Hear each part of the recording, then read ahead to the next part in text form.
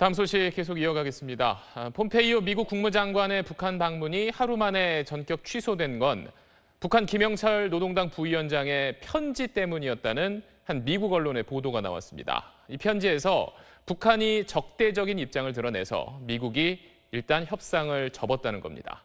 안정식 북한 전문 기자가 자세한 내용 전하겠습니다.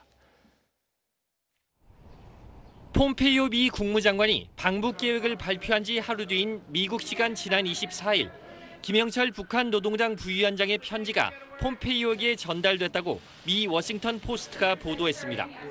폼페이오 장관이 곧바로 트럼프 대통령에게 편지를 보여줬고 얼마 뒤 방북 취소가 발표됐다는 겁니다. 김영철의 메시지가 무엇인지 확실치는 않지만 방북 취소를 결정할 만큼 적대적이었다고 이 신문은 전했습니다. 미 CNN 방송은 김영철이 편지에서 미국의 평화협정 체결을 요구하면서 비핵화 협상이 깨질 수도 있다고 경고했다고 전했습니다.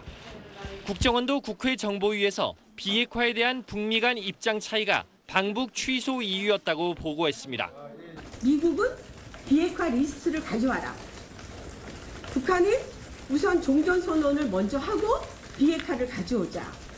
북미 교착 상태가 남북 정상회담에 영향을 줄 가능성에 대해 정의용 국가안보실장은 9월 회담엔 영향이 없을 것이라고 밝혔습니다.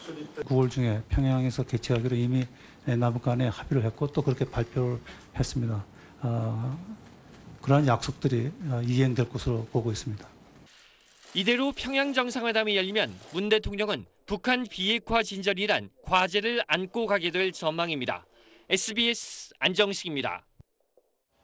문재인 대통령이 이르면 모레 18명의 장관 가운데 6명을 교체하는 중폭 개각을 단행합니다.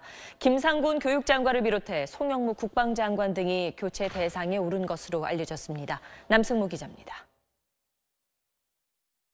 개각 대상에 오른 부처는 국방과 교육, 산업통상자원, 여성, 환경, 노동 등 모두 6곳입니다. 송영무 국방장관은 국방개혁에 앞장서온 만큼 자리를 지킬 거란 전망도 있었지만 기무사 계엄 문건 사태 때 직속 부하와 진실 공방까지 벌이면서 군내 신뢰를 잃은 게 결정타가 됐습니다. 김상곤 교육장관도 대입제도 개편 과정에서 혼선을 빚으면서 여론의 문매를 맞은 데다 청와대와 총리실이 함께 1년에 2차례 실시하는 장관 업무 수행 평가에서도 성적이 좋지 않았던 걸로 알려졌습니다. 김영주 고용노동부 장관은 근로시간 단축과 최저임금 인상 논란 때 제대로 대응하지 못했다는 평가를 청와대 안팎에서 받아왔습니다. 반면 장하성 정책실장과 갈등설 속에 지난 주말 사의설까지 나돌았던 김동연 경제부총리는 유임될 걸로 보입니다. 입각 대상으로는 국회 교육위 활동을 많이 한 재선의 민주당 유은혜 의원이 교육장관에 유력합니다. 국방장관에는 정경두 합참의장이 낙점을 받은 걸로 알려졌습니다. 여성 장관 30% 공약에 따라 한정혜 의원과 양향자 전 민주당 최고위원도 장관 후보자로 언급되고 있습니다. 청와대는 이르면 모레, 늦어도 이번 주 안에는 개각을 단행할 예정입니다. SBS 남승모입니다.